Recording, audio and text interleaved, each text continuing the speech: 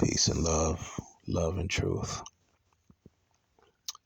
If you walk in love and stand on truth, you can never go wrong. This is part 2 to who is Ptah Ankh, aka Sadeo George, aka the Vizier of the Yamasee Creek Nation, Vizier to the Master Teacher Dr. Malachi York, Chief Black Thunderbird Eagle. In my previous video in part 1, I put on display a Cash App request that was denied by the Vizier for $2,750. The date that's posted on the bottom says March of 2022. The correct date is March of 2023. I make this omission and correction because March of 2022, I was still over the road. I hadn't had my workers' comp or my accident yet, which happened in June of 2022, right? So the correction is March of 2023 is when the Vizier and I had actually met up, and I put this money in his hand. But nevertheless, it doesn't change the reality and the fact that he was compensated to perform services that he dishonored and failed to perform. So that doesn't change. That still remains, irregardless of the typo, right? So that year of after my workers' comp incident, 2022, June, I first reached out to the Vizier in October 2022, and I sent him a Cash App for a lesser amount to begin the process. He ghosted me. He disappeared. He stopped returning phone calls, and he stopped responding to text messages. I was resentful because I had to deal with the cold winter months. I was sleeping in my vehicle due to the fact that I was on doctor's restrictive orders. I could no longer go over the road because, I was waiting for the insurance company for Wayne Stewart Trucking to schedule my MRIs and x-rays and get me into therapy. And, they dragged their feet. They also knew they were supposed to pay me weekly disability. They had already agreed to it after some months, and they still wasn't paying me. So only thing I could do is pizza delivery, food delivery, and DoorDash. On top of that, my car was breaking down every other day on the side of the road, in the middle of the street, wherever it decided to break down. On top of that, I had a group of cowards, individuals following me 7 days a week, a large group of stalkers, gang stalkers, in plain sight in the community. People pretend they didn't see what was going on, but it was right there in plain sight. You couldn't miss it if you was paying attention. You couldn't miss it even if you wasn't paying attention. It wasn't normal to have all these people following one person. It wasn't normal to have all this traffic congestion in one area. So on top of dealing with all of these different things, the Vizier decided to ghost me. So after my 2-hour deposition, it was now time for the insurance adjuster's deposition, and that's when they wanted to settle. All of a sudden, close out the case. So that happened in and around February of 2023. Before that, I have to file an EEOC case. That was also a problem because I read the reviews. I saw that a lot of people complain about EEOC and how they take bribes and work with the very employers and companies and corporations that are violating citizens or employees' rights. So I found myself calling and emailing and reaching out to EEOC. They had to escalate it on several occasions before a supervisor would finally get back to me. Make a long story short, we did the interview process. They found that it was valid. Once they found it was valid against Wayne Stewart Trucking and, Van Liner for the prejudice and them dragging their feet, um, that was a whole process in of itself, and that ended up getting sabotaged. No attorney would take the case. No attorney would assist me in that matter. But that's a whole nother separate thing. I'm gonna get back to the Vizier. So, but this is all the stuff I was dealing with, nevertheless, going through rather, and it was all connected to this large group that had been stalking me.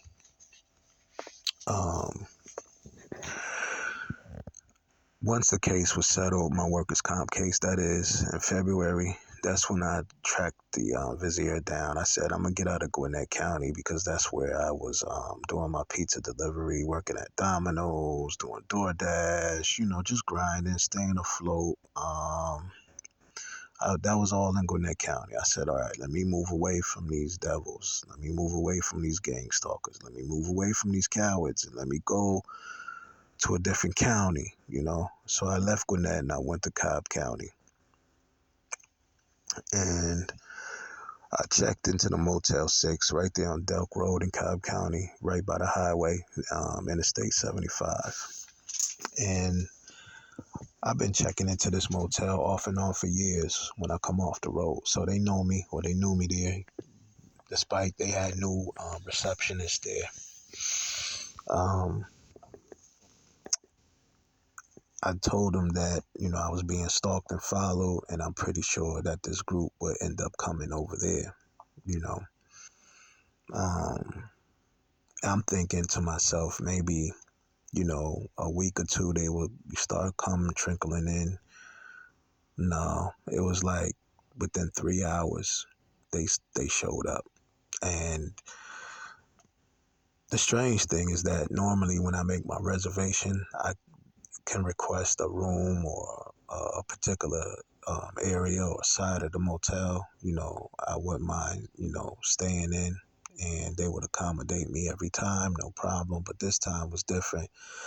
I requested the highway side, the side of the motel that overlooks the highway 75, and I was told that the owner reserved the highway side for his family for when they come in from out of town.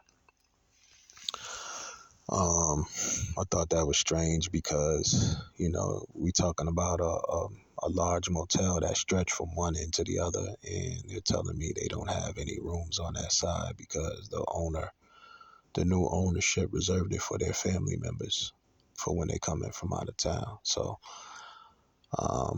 I accepted it. I just wanted to check in and finally get some rest after sleeping in my car all these months, freezing in my car due to the fact that the Vizier ghosted me. It was supposed to be assisting me. So I went and I took the room that they had for me. And I noticed within 3 hours when I went back out to go to the store, run around the corner, that I start seeing the same vehicle, same license plate, same individuals that had been stalking me in Gwinnett County the whole time. Now they all of a sudden in Cobb County, checking into the Motel 6. I see Indian people, a whole bunch of Caucasian women, Caucasian men, military plates, retired veteran plates, and guess where they checked in? Guess what side of the motel they was on? They was on the highway side. They literally shut down the entire highway side of that motel. So that's when I kind of had an idea, but when they was able to shut down the entire motel side, I knew at that moment, because prior to that, I'm emailing my attorneys, calling my attorneys, say, hey, I got this large group following me. It's not normal. They try to convince me that it was normal because either FedEx or Van Liner Insurance or Wayne Stewart Trucking has the money to hire surveillance. They have the budget to, the insurance company has the budget to have surveillance and people follow you, and that's normal doing workers' comp. I said, yeah, but this is not somebody, tracking me or checking to see if I'm faking an injury or checking to see if I'm pretending. This is something different. So, when I went to the Motel 6 and they shut down the entire highway side, that's when I knew they had the money, the resources, and this was something bigger, something more, right? Because my attorneys kept saying, hey, once your case settle, all of that's going to go away. That stops. That should not continue. Once your case settles, that's it. All that surveillance and following you around, that should stop. Well, it didn't stop. It continued. Not only did it continue, it increased. It increased more and more, the amount of people, because now I started seeing plates from out of state. I started seeing plates from Mississippi, Louisiana, Ohio, Texas, Florida. A lot of them could have been rentals, but a lot of them wasn't. So they shut down the entire highway side of Motel 6 around March of 2023, all the way through, I believe, April, and a lot of them stayed there after that. Because April is when I checked out, went back to Gwinnett. But while I was there in Cobb County, that's when I tracked down the Vizier, because the Vizier stays out in Cobb County. So when I went to track him down, he comes to the door, I tell him who I am, we talking, he acting shocked and surprised, he's telling me,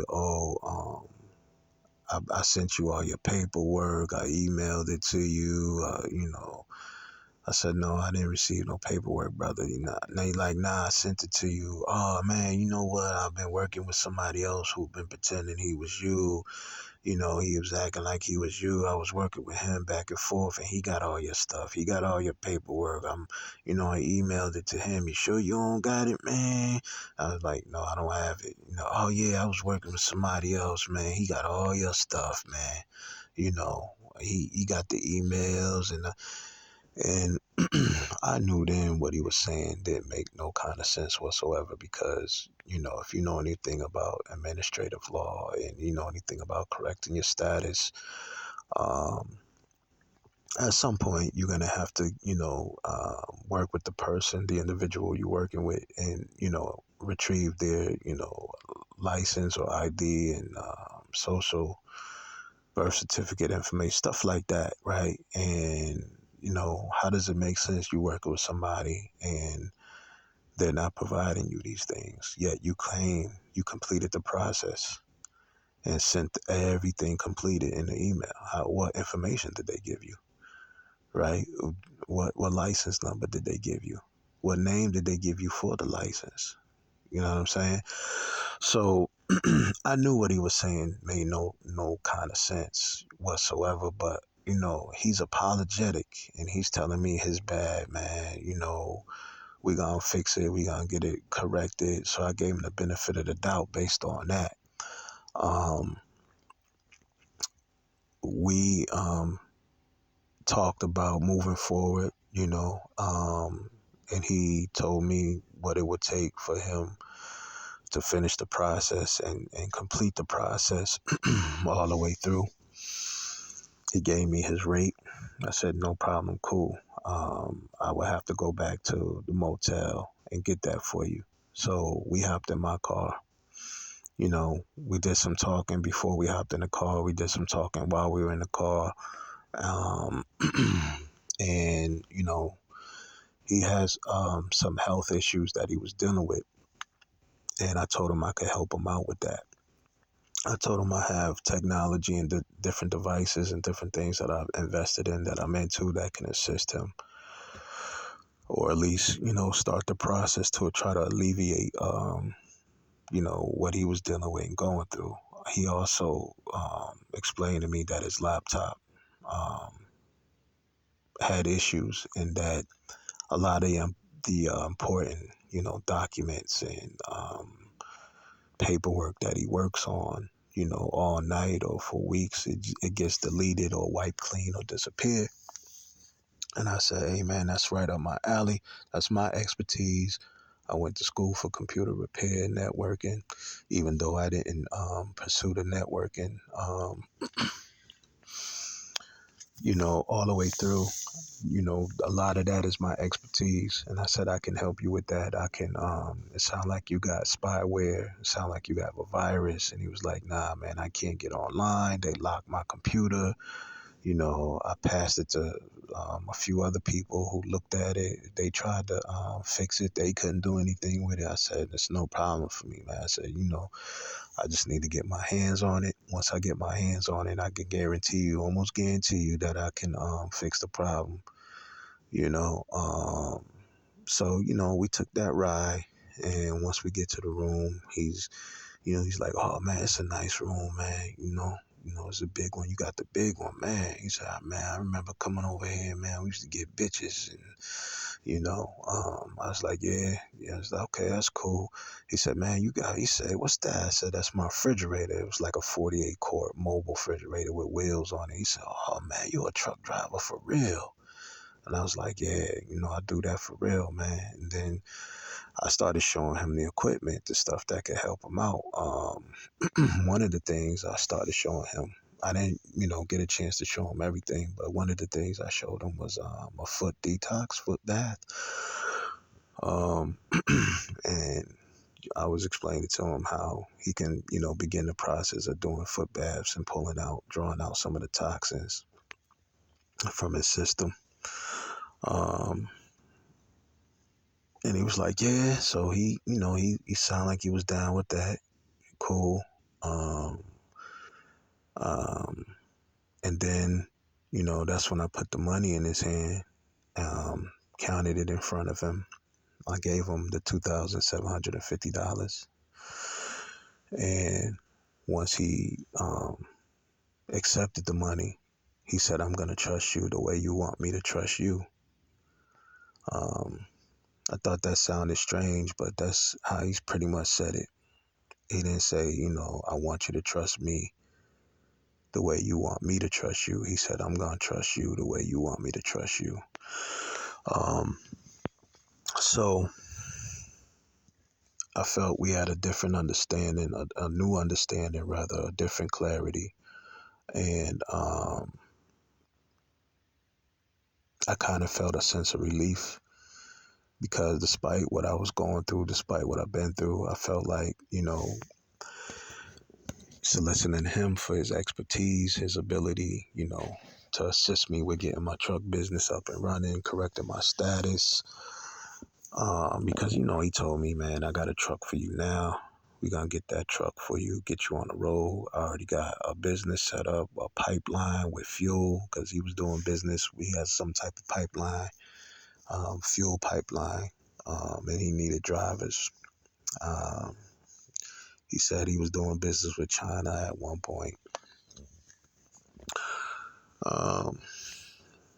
He said he stopped doing business with China because he sent them a cease and desist because they're trying to claim the buildings on the dark side of the moon. They found a whole bunch of buildings up there on the dark side of the moon. And he said that he sent them a cease and desist that those buildings belong to us. So he pretty much was claiming it, saying that, those buildings was left there by our ancestors. So he said China stopped messing with him at that point.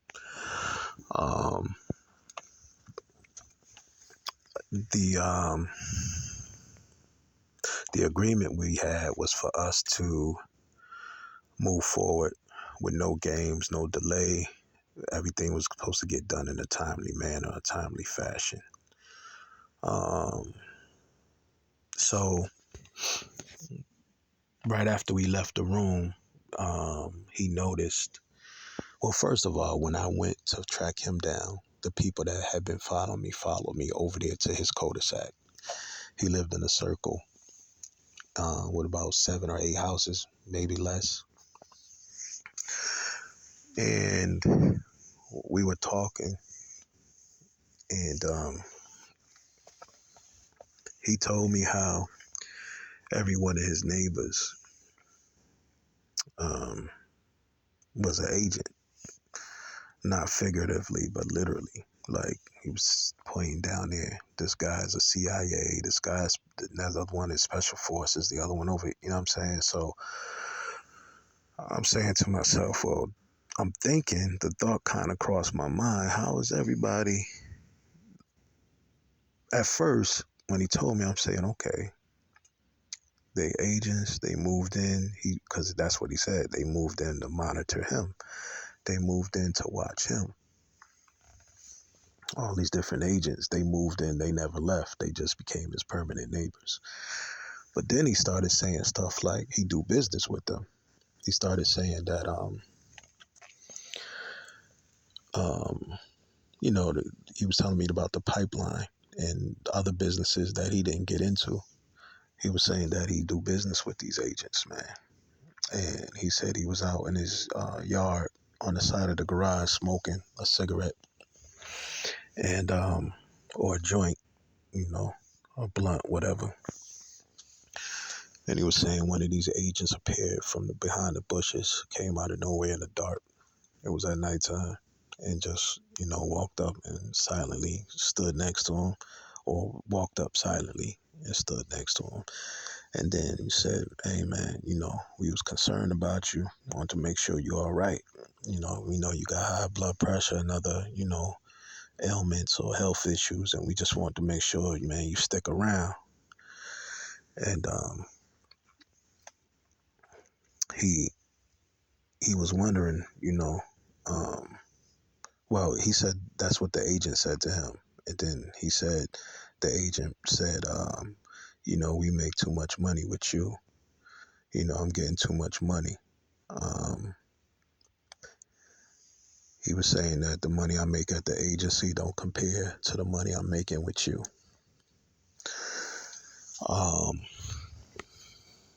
Yeah, he told me those things because we had actually, I was going to his house every day, every other day after that, after I gave him the money, because he had connected me with two other brothers. One name was Mustafa and the other one was Ron. And he had been working with them on their briefs and their federal briefs and documents, helping them correct their status as well. In their personal situations as far as their living conditions and apartments and businesses or whatever they had going on. So, but he kind of linked us all together. So we running back and forth to the federal court under the pretense that we trying to free the master, that, you know, this brother is correcting his status. So he, you know, anybody, any one of us could be the one, the catalyst to use to stand on, you know, the precedent that was set to be able to help, you know, open up a avenue to free the master, right? So I'm noticing a lot of the processes he was allowing to slip through the cracks. Remember when I said he was supposed to let me work on his laptop so he didn't have the issue of, you know, his laptop getting locked up or his paperwork being deleted and being wiped clean. Well, he reneged on that. He also reneged on the foot detox. He started acting funny. He started withdrawing. I guess he saw, you know, that I was serious about us moving forward. I was trying to stay on top of things. I was showing up to his house every morning early for us to go knock things out. And, you know, I was doing that almost every morning and, you know, keeping things on track, keeping things moving forward. Because my attitude was, man, it's been too long already. We might as well go ahead and do this, you know, as soon as we can, get it out the way. It's 20 years too long that the chief been wrongfully kidnapped and incarcerated. So let's go ahead and do everything we got to do, because the whole purpose was for us to make the roll, right? To get the amount of people to make the roll so we can present it to the Department of Justice and Secretary of State and whichever other departments he was working with. Um,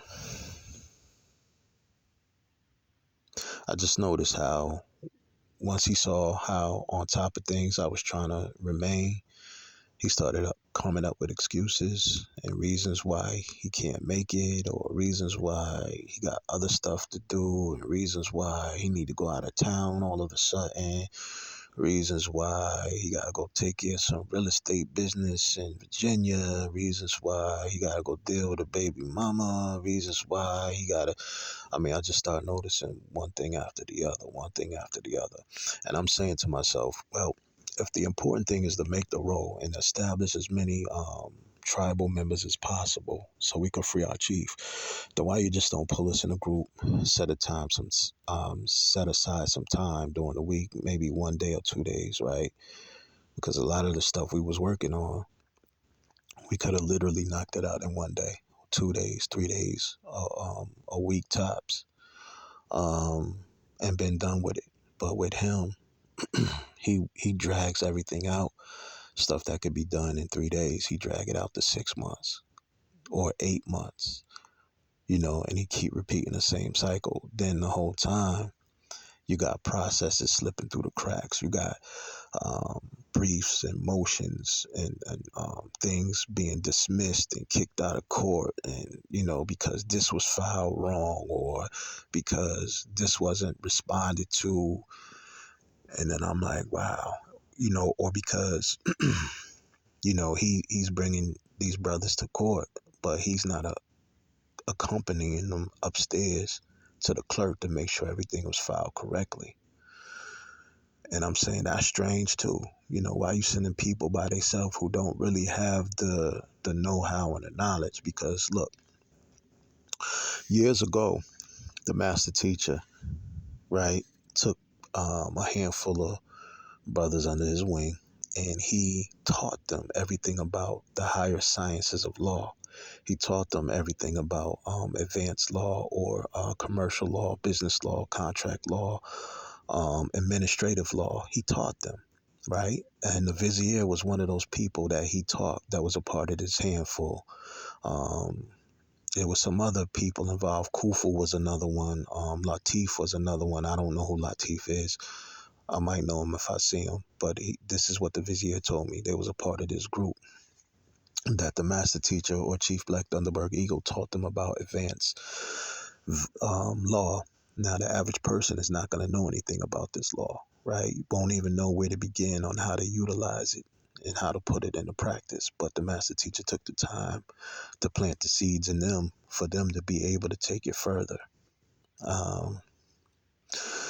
So any one of these people that he taught could have freed him, or got him, or went and claimed him and got him freed years ago. Any one of them could have done it. If you know anything about administrative law and how it works, any one of them could have got him released a long time ago. And in actuality, the master teacher has been freed at least 3 times over the past 20 years. But each time, his family members, attorneys, associates all step in and say he is not to be released because he is crazy, or he suffers from a mental illness, or he doesn't know what he's talking about. All he talks about is UFOs and aliens and extraterrestrials. So he's not competent.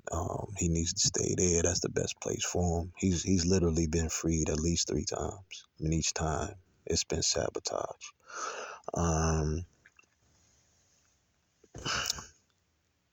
These people don't want to see him free. You're dealing with a bunch of bad actors. You're dealing with a bunch of agents. Literally, you're dealing with agents. Not, and people use that term loosely. They call people agents that they don't like, but you're dealing with agents. You're dealing with people that have been put in place. You're dealing with people that may have started out with good intentions, but they, for whatever reason, and it always usually boil down to money, power, and control. in all cases. Because by this time I started saying to myself, well, how is everybody in your cul-de-sac, everybody in a circle on your dead end street, your neighbors, how is all your neighbors an agent? Literally an agent, but you not one. And you do business, and you're buddy, and you cool. How is everybody else an agent, but you not an agent? It started making sense because the two brothers that he pulled in, and we, going to the federal building and filing paperwork and briefs, and that's slipping through the cracks. Then he started acting funny towards me. I'm going to pick him up. I'm linking with these other brothers. I'm doing that thinking we're working, moving as a unit. We're moving as a group. We're working together in unison to help free the chief. However, when it came time for him to now work on my stuff, even though I took time to help other people get to the court, help other people do what they had to do, when it came time to work on my stuff, all of a sudden, he's too busy. It got to the point where he started telling me to look stuff up on my own. It got to the point where he started telling me stuff like figure it out type shit. And then whenever I would ask a question, a normal question, trying to, figure out where we at, what's going on, he would try to act like any and all questions I asked was the dumbest questions on earth. Like, how could you be so dumb to ask a question like that type shit? And I'm starting to peep all of this, man. And the stuff that I compensated him to do, he wasn't doing. He wanted me to look it up. And then he started, but he was still helping the other two. Well, at least one of them. The one that, really didn't have the courage to speak up or question anything. But me and the other brother, Mustafa, um, who was, he was the most irate because his situation was more dire. I'm not going to put his business out there, but he was going through something, and he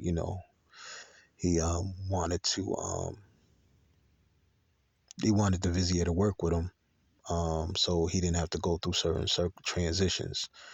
And so,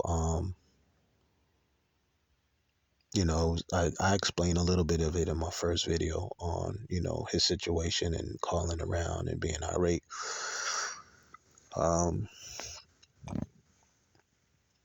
The one he worked with the most was the other brother who didn't really question or raise an issue with anything.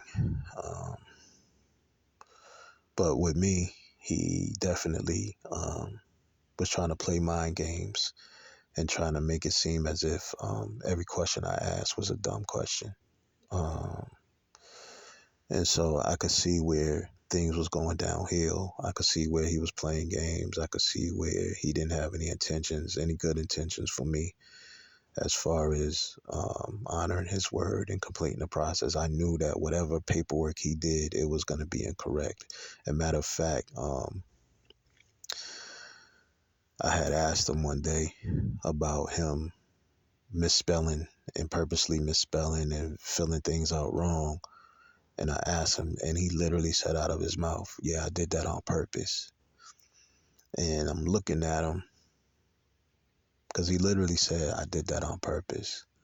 But then when I conversed this or when I relayed this to the other brothers, all of a sudden he called me and he told me, oh man, I didn't think you would be that dumb to think that I meant it literally. I'm just trying to make sure you is reading your paperwork and going over the paperwork.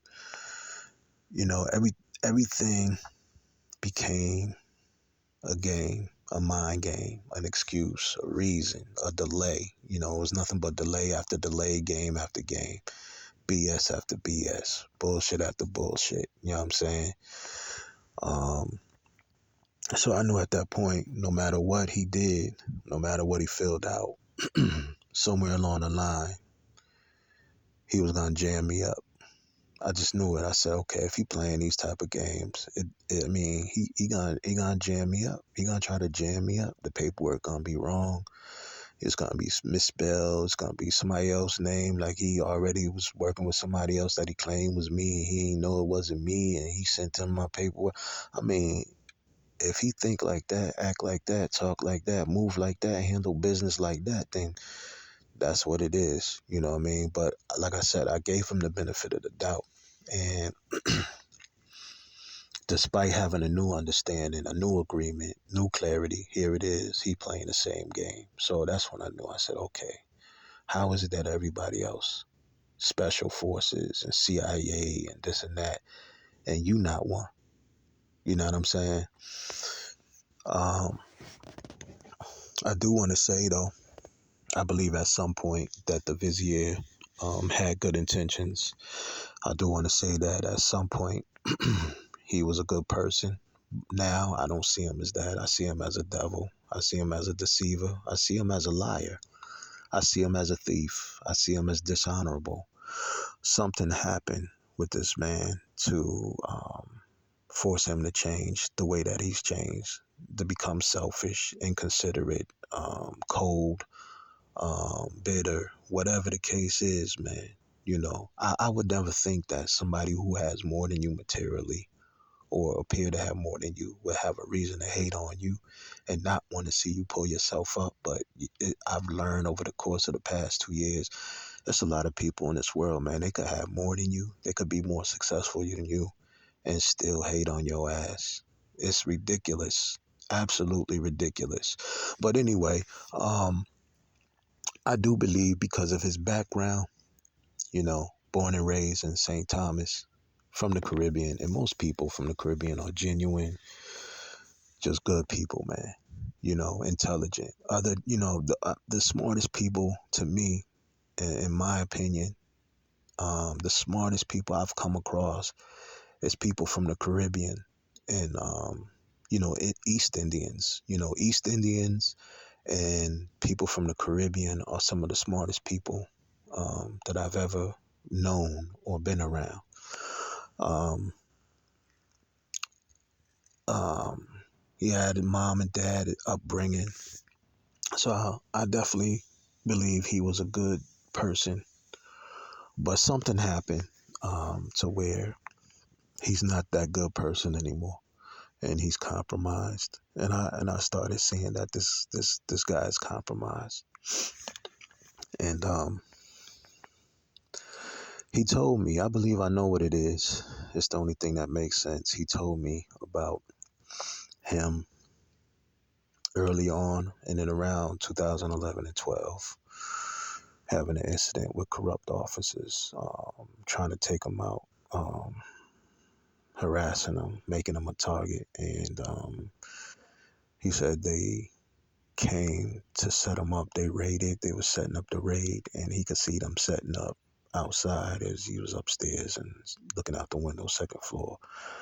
But he himself had heavy artillery firepower, and he was ready for them. So when they did bust in his door and come in, he said he lit their ass up, hit as many as he could hit.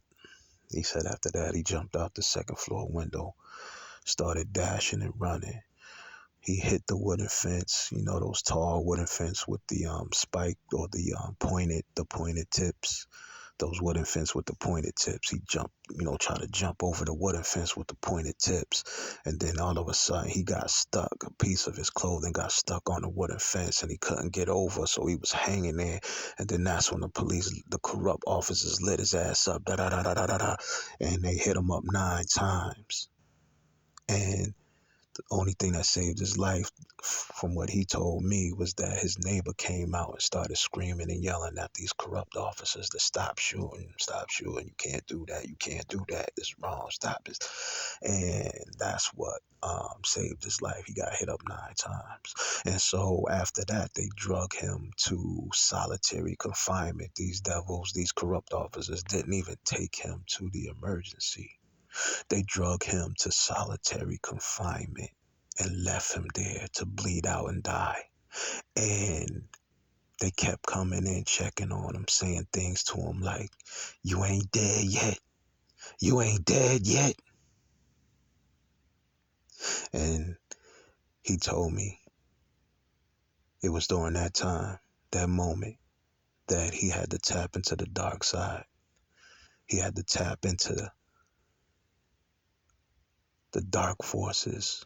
He had to call upon the dark forces and tap into the dark side.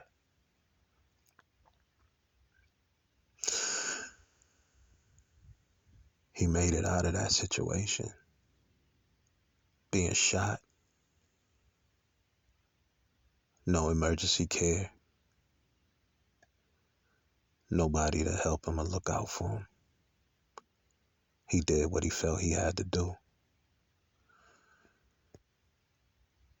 And I believe, and in my opinion, that's when the good brother, the good person, the genuine person, the sincere person disappeared. And I believe at that moment, something, someone, something else became who and what we see now, who I had to deal with, who despised me. Because I despised that. And I recognized that. And those entities always despised me. And I've always despised them. So I know that at some point he was a good person. But now there's something in someone else there that is a bad actor pretending they want Chief Black Thunderbird Eagle free.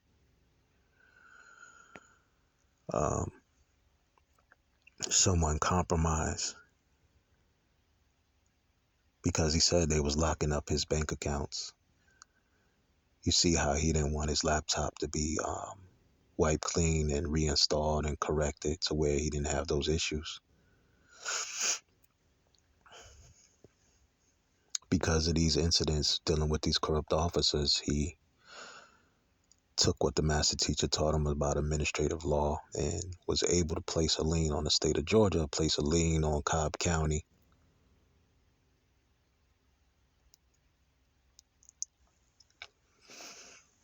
He also had another incident with an officer that he went to present his credentials and license information or, his status to, and the officer knocked it out of his hand, shoved it back and said, "I don't want to see that," and tried to blow his brains out, so he had to run him over.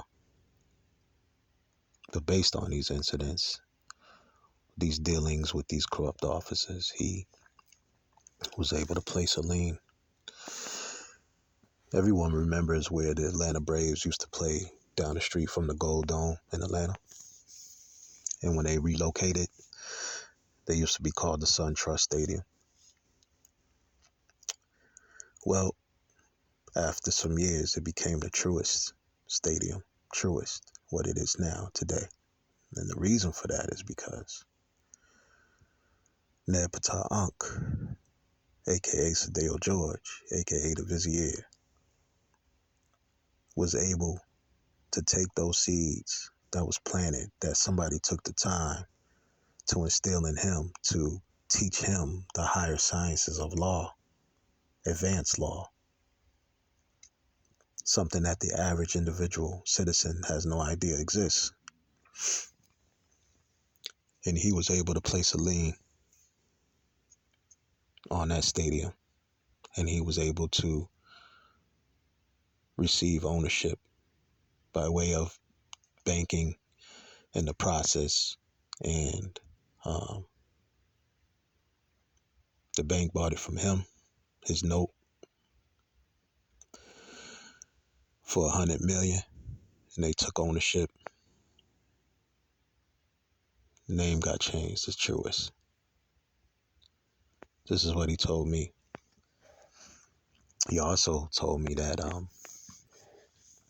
the only reason why he not flossing and flexing is because the master teacher's not home. Chief Black Thunderbird Eagle's not home. He said, but the day Chief Black Thunderbird Eagle comes home, the day the master teacher comes home, he said, Well, before he said that, he said, if I wanted to right now, I could touch 500 million. He said, the only reason why I'm not flossing and flexing it because Chief Black Thunderbird Ego, the master teacher's not home. He said, but the day he come home, I'ma paint the streets with gold. He said it just like that. He said, if I want to right now, I could touch $500 million.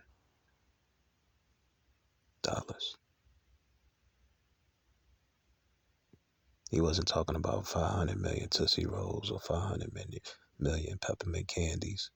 He wasn't talking about that. He was talking about he could touch $500 million.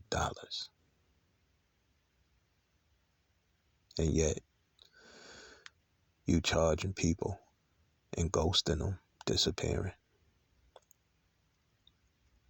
You standing around, sitting around, worrying about chasing vagina all day, every day. You worrying about tricking off. That's what you do with your money. You trick off. Right? You get high, you smoke, and you trick off. Yet, you got sincere people around you that want to help you. You got sincere people around you that want to help in freeing the master teacher. But that's not important to you. You don't care about that. All you care about is collecting what you collect, stacking what you can stack, storing it up for you and yours, which is what these other devils do. They stack it up for them and theirs, like you stack up for you and yours. And just leave the master where he at. Keep coming up with new excuses. And then everybody else that could see through your bullshit, you want to dismiss them. That's fucked up, man. But again, if my calculations are correct, there's a reason for that. And it can only stem from what happened.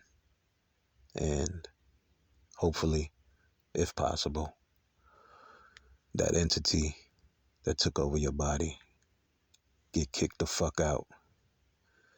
And the sincere you, and the real you, the genuine you, the good you returns. There may or may not be a part 3.